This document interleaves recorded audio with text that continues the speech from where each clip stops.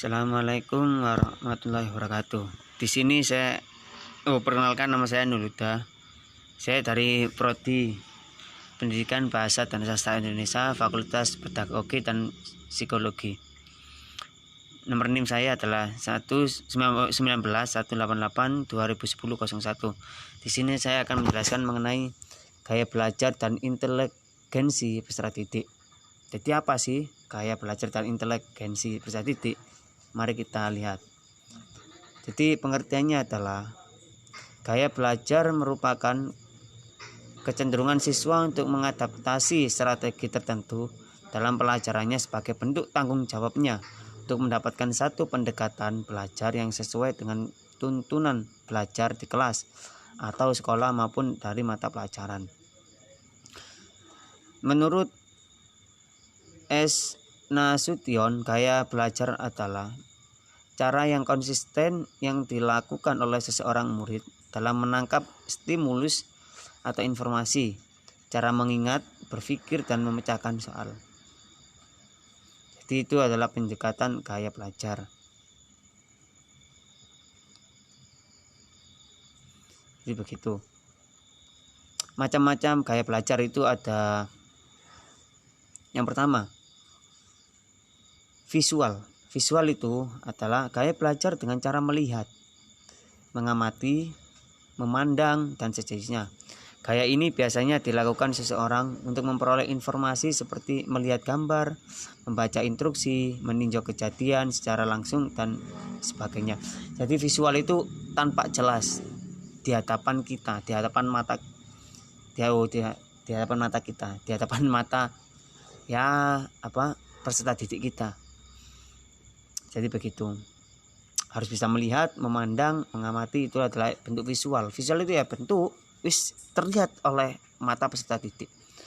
Yang itu adalah auditorial, yaitu gaya belajar yang memanfaatkan indera pendengar dengan cara mendengar dalam melakukan aktivitas belajar atau menangkap stimulus. Biasanya siswa yang bertipe auditorial lebih mudah mempelajari bahan-bahan yang disajikan dalam bentuk suara seperti ceramah, radio, berdialog, dan berdiskusi. Jadi gaya macam seperti ini tuh sama halnya dengan listening. Kalau dalam bahasa Inggris itu begitu. Terkadang kan kita kalau belajar listening itu terkadang peserta didik itu ada yang paham, ada yang tidak. Ya itulah kelebihan peserta didik. Ada yang auditorial itu mendengar seperti listening itu.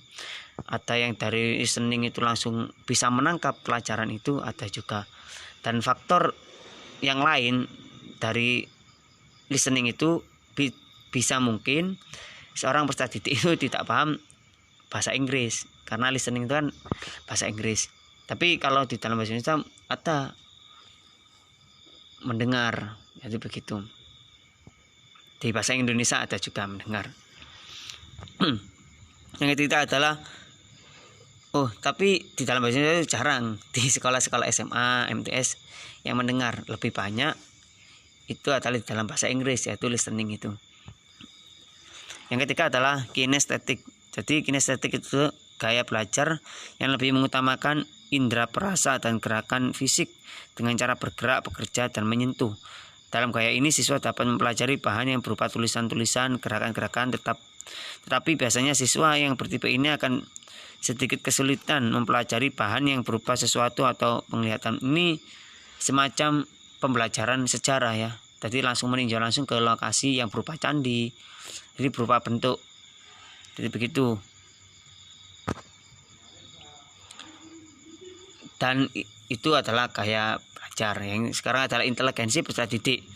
Menurut Sriono adalah kemampuan menerima dan memecahkan masalah yang menjadi faktor menggerakkan siswa sehingga guru dapat mengetahui apakah siswa berhasil atau gagal dalam menghadap lingkungan pelajaran. Yang kedua, menurut Thurston, inteligensi peserta didik adalah kemampuan untuk menyesuaikan diri, membayangkan dengan respon, dan kesadaran untuk modifikasi penyesuaian diri.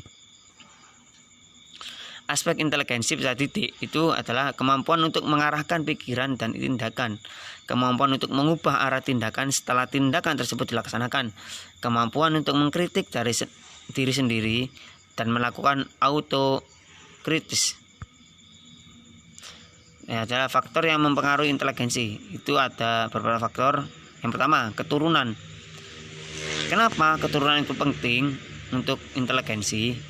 Karena inteligensi di antara anak dan orang tua atau dengan kakek neneknya menunjukkan adanya pengaruh faktor terhadap tingkat kemampuan mental seseorang sampai kepada tingkat tertentu. Jadi keturunan itu sangat penting di dalam melakukan proses belajar dan pembelajaran.